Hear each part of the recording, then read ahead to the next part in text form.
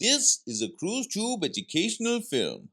Letters F, G, and H.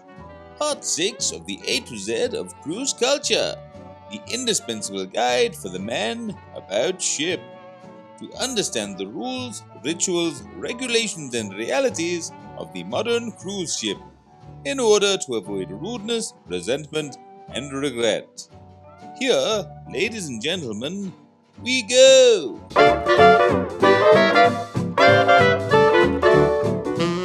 F is for Facebook groups. Sensible people do the sensible thing and avoid Facebook cruise groups, like, well, Facebook.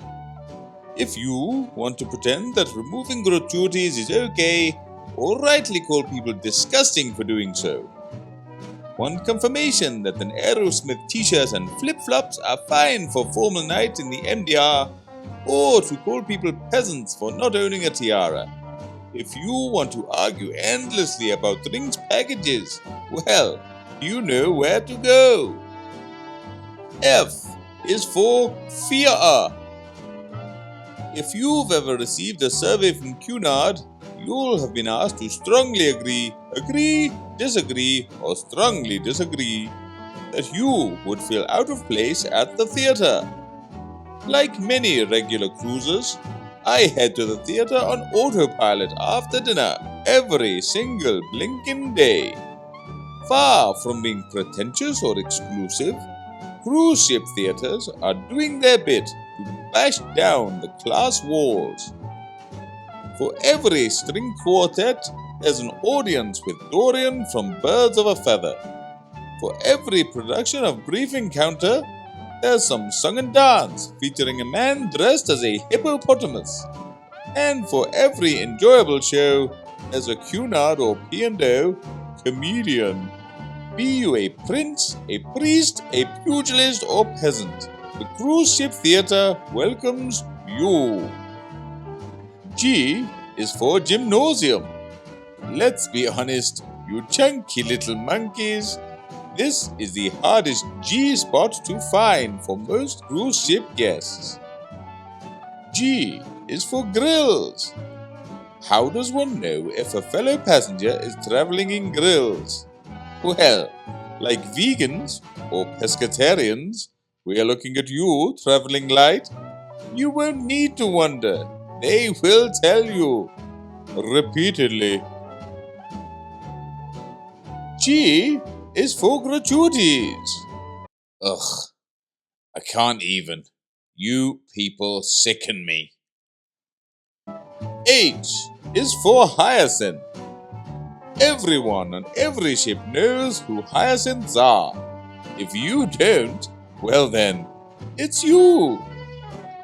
Commonly associated with, but certainly not exclusive to, Cunard, hyacinths preach exclusivity in one breath and tell you where to buy a £99 dinner suit in the next. They will pretend to enjoy classical music and the pageantry of afternoon tea, then fight you for the last seat in the Golden Lion when it's almost time for pie and chips. Hyacinths will ignore the facts and complain about your dark jeans and polo shirt, and strut around confidently on masquerade night, thinking they look like Tom and Nicole in Eyes Wide Shut, despite really looking like Bert and Ernie from Sesame Street. H is for Hertegruten. Not really a cruise ship so much as cruise adjacent. But golly, what a fun word! Hertegruten, Hertegruten, Hertegruten. H is for holiday.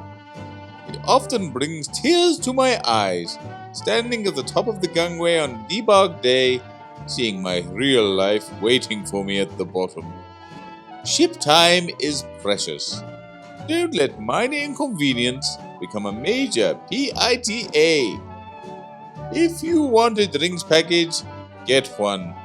If you want the internet, pay for it and forget about the cost. Yes, it is too much, but whining doesn't make it cheaper. And never, say the words, "My holiday, my rules."